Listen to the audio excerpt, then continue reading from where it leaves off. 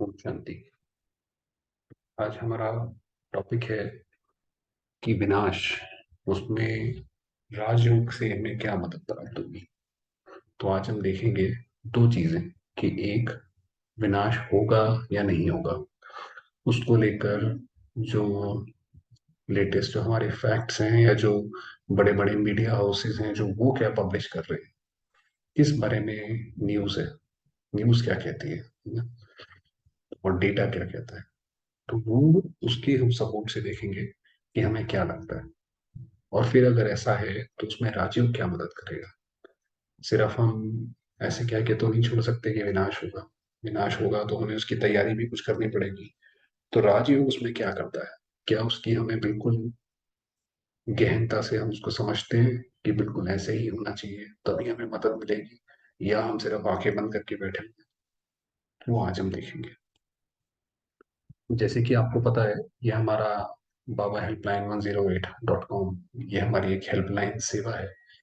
अगर आपको लगता है कि आज के टॉपिक में या किसी भी कैसी भी चीज़ से, अगर आप किसी चीज़ से परेशान हैं तो आप इस वेबसाइट पे जाके विजिट कर सकते हैं।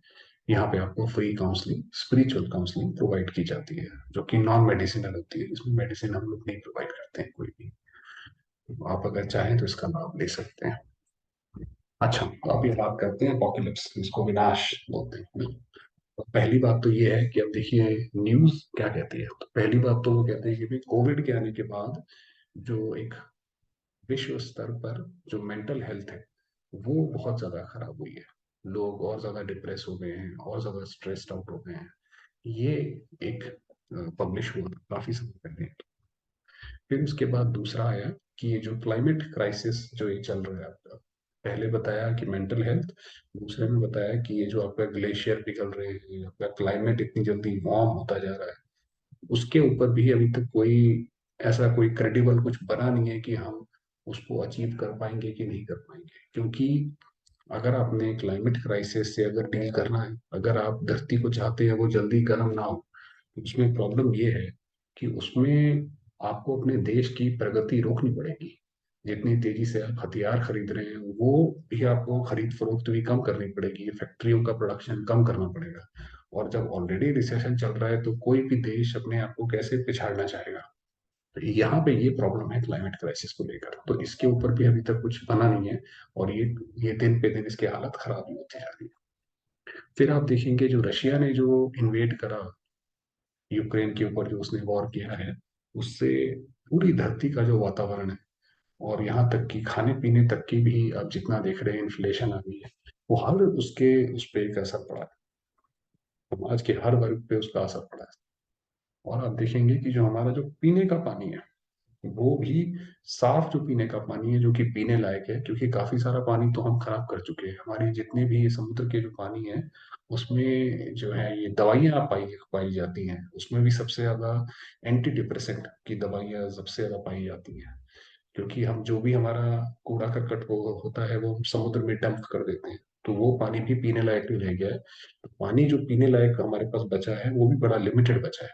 तो वो जिस दिन खत्म होगा उसको डे जीरो बोला जाता है। तो वो आप देखेंगे इसमें भी न्यूज के ऊपर काफी वो है। फिर उसके बाद आप देखेंगे कम से कम 50 देश ऐसे हैं जो कि कंगाली की हालत में खड़े हैं, जैसे जो श्रीलंका का जो भी हाल हुआ या वेनेजुएला का जो हाल है। तो वहां पे मतलब कि कंगाली का मतलब होता है कि वहां पे जॉब्स नहीं रहेंगी, लोगों के पास खाने पीने को कुछ नहीं रहेगा, ऐसे समय में दंगे हो जाते हैं, बहुत सारी चीजें होती हैं। तो कम से कम 50 देश जो है वो उस पर खड़े हैं। फिर आप देखेंगे जो रिसेशन है जो ये जॉब को लेकर आता है वो हमारे सामने खड़ा है। फिर उसके बाद आप देखेंगे ये जो हम टेक्नोलॉजी की बात करते हैं कि हमारी टेक्नोलॉजी इतनी एडवांस्ड है, वही सबसे ज्यादा यूक्रेन वॉर में यूज हुआ है। तो माना कि जो टेक्नोलॉजी भी है वो भी कोई हमारे फेवर में काम नहीं कर रही है, उसको भी लोग जो है वो गलत तरीके से इस्तेमाल कर रहे हैं, उससे नए नए हथियार बनाए जा रहे हैं, या फिर उसको इस तरीके से यूज करा जा रहा है कि लोगों की जॉब्स ही जा रही है। क्योंकि कंपनीज के ऊपर भी प्रेशर आता है कि रिसेशन आता है तो उनका प्रॉफिट कम होता है। प्रॉफिट कम करने के लिए क्या सबसे अच्छा तरीका है कि टेक्नोलॉजी में रोबोट्स लगा दो। रोबोट्स लगाओगे तो लोगों की नौकरी जाती है। तो इसलिए वो भी हमारे लिए उल्टा काम कर रहा है। और ये जो नेचुरल कैलेमिटीज हैं, ये जो हरिकेन्स आते हैं, जैसे आपने 2020 में देखा था जंगलों में आग लग गई थी, उनकी भी तादाद पहले से काफी बढ़ गई है। तो आप देखेंगे हवा पानी या हमारी इकोनॉमिक्स, या हमारा जो रिसेशन, या ओवरऑल क्लाइमेट, या अलग अलग देशों के बीच में संबंध, ये समाज का हर वर्ग, जैसे कि अर्थ का सारा इकोसिस्टम, वही जैसे कि आप देखेंगे उसका हर कंपोनेंट जो है वो जैसे वो चरमराता जा रहा है।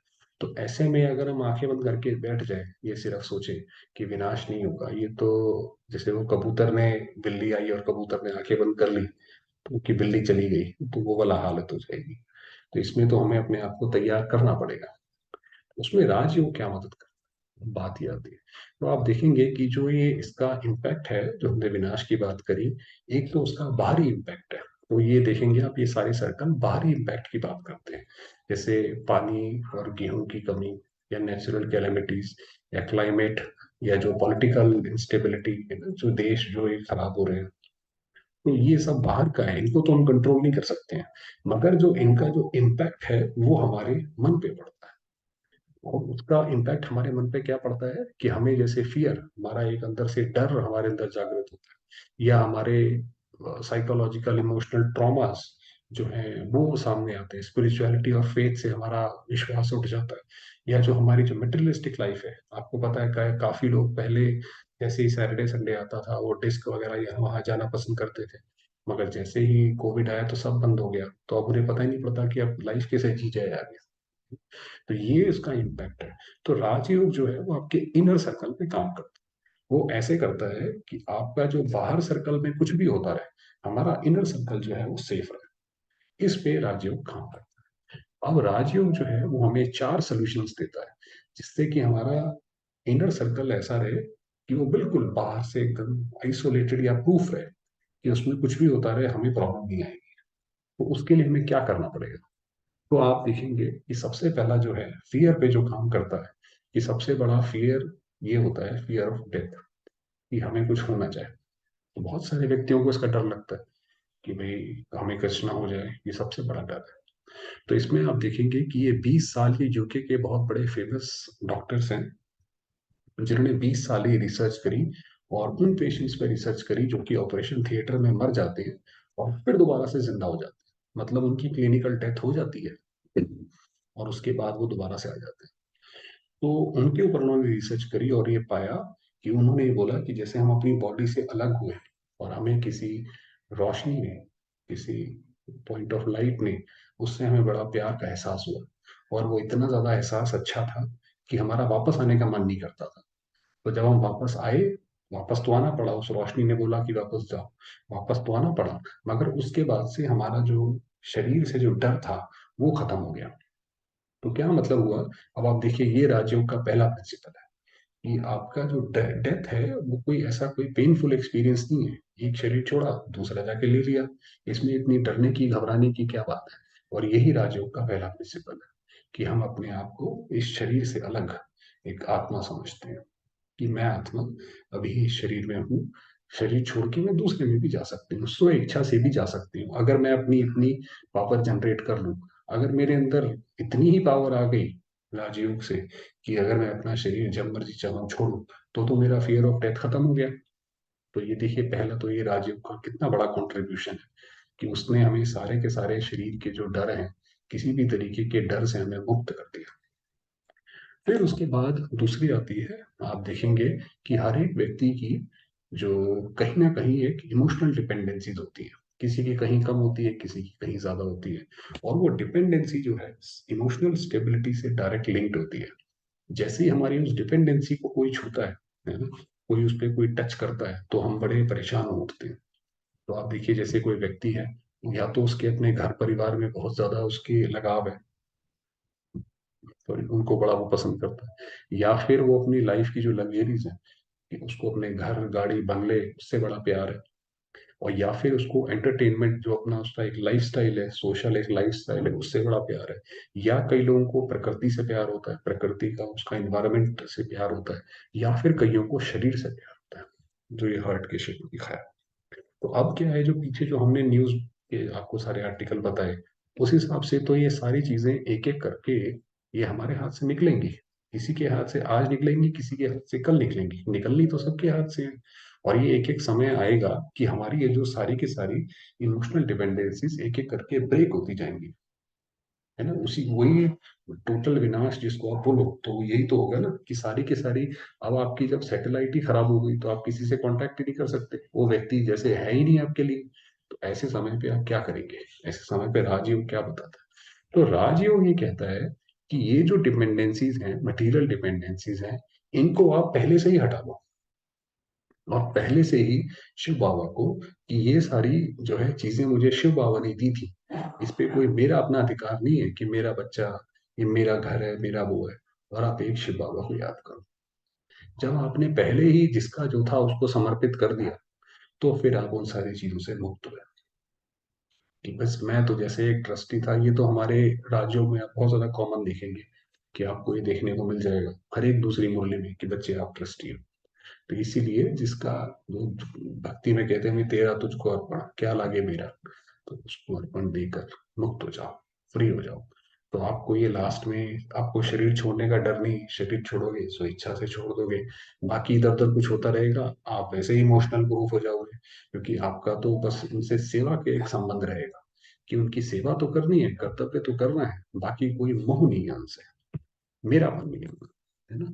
और तीसरी बात है कि बिल्डिंग इम्यूनिटी, क्योंकि अब आप देखिए कि अभी आपको पता है कि जैसे कोविड तो अब लैब में बनने लगा है, कि अगर किसी देश की दूसरे देश के साथ लड़ाई हो जाए तो वहां पे जाके वो कोविड छोड़ के आ सकता है, तो क्योंकि कोविड अब लैब में बन सकता है और बहुत अलग अलग तरीके का बन सकता है। ऐसे में हमारी इम्यूनिटी हम कैसे स्ट्रॉन्ग करेंगे? आजकल तो दवाइयाँ, वो भी एक तरीके का जैसे कमर्शलाइज हो गया है, धंधा है, चाहे डॉक्टर्स हैं चाहे फार्मासिस्ट हैं, सारे नहीं, मगर कुछ कुछ कुछ हैं।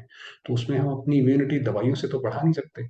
तो आप देखेंगे डॉक्टर इमोटो ने पानी के ऊपर एक स्टडी करी थी कि अगर आप पानी को जैसे प्रेयर देकर आप उसको ग्रहण करते हो, तो आपके वो जो ब्लड कंपोनेंट को वो इम्प्रूव करता है। तो आप देखिए जो हमारे राजयोग में हम तो सबसे बेसिक हमारा यही आता है कि आपने खाना खाना है तो पहले भगवान को भोग लगा के खाना, पानी पीना है तो पहले जैसे उसको 2 बार सोमान दो कि भी मैं एक शांत आत्मा हूँ, आप भी देवता हो, और इस शरीर को जाके शांत करो, स्वस्थ करो। तो ये जो इम्यूनिटी बढ़ाने की बात है बिना दवाइयों के, वो भी राजयोग के अंदर आती है। तो ये राजयोग का तीसरा बड़ा जो है बहुत बड़ा योगदान है। फिर उसके बाद आती है कि एक होप, कि अगर हम मान लीजिए एक किसी परिस्थिति में फंसे हुए हैं, तो हमारे सामने जो इस ब्रह्मा कुमारी के फाउंडर रहे हैं, ब्रह्मा बाबा, उनके सामने कितनी भी दिक्कतें क्यों नहीं आई, लोग जान से मारने भी आए, उनके जो खुद के सगे संबंधी थे, जिनके जो उनसे बहुत प्रेम था, जिनका प्रेम से संबंध था, वो भी बाद में विपरीत हुए, पार्लियामेंट भी अगेंस्ट हो गई, पुलिस भी अगेंस्ट हो गया, है ना, सब कुछ अगेंस्ट हो गया। मगर बाबा को हमेशा सिर्फ शिव बाबा से एक आस थी कि मुझे उससे ही मदद मिल रही है। और कैसे उन्होंने अपना पूरा जीवन जो है सिर्फ एक उसकी राह पे बिताया, कि एक उसके एक वाले भरोसे पे बिताया। तो ऐसी बहुत सारी वीडियोस जो हैं, हमने 13 वीडियोस जो हैं ऐसी, बाबा हेल्पलाइन 108 यूट्यूब पे आप सर्च करेंगे तो मिल जाएंगी आपको। तो वो हमने उसके एग्जाम्पल्स इकट्ठे कर रखे हैं। तो ये कितनी बड़ी एक प्रेरणादायक एक होप है कि हम कैसी भी परिस्थिति में हो, अगर हम शिव बाबा को याद करते हैं तो वो जैसे कि हमारी सहायता के लिए बंधा हुआ है। क्योंकि अगर दुनिया में कोने कोने में लोग उसकी सहायता का अनुभव करते हैं तो हम क्यों नहीं करेंगे? भाई भगवान जो है, जैसे ऊपर भी बताया कि वो तो ज्योतिर्बिंदु है और वो न्यायकारी है, सबकी करता है तो हमारी भी करेगा। तो ये जो है ये राजयोग का जैसे कि एक हमारे लिए वरदान है कि ऐसे कोई समय जब आएगा तो उसमें ये सारी चीजें हमें बहुत मदद करेंगी। बाकी आपके कोई सवाल हो तो जैसे बाबा हेल्पलाइन 108.com पे जाकर आप हमें कॉल कर सकते हैं।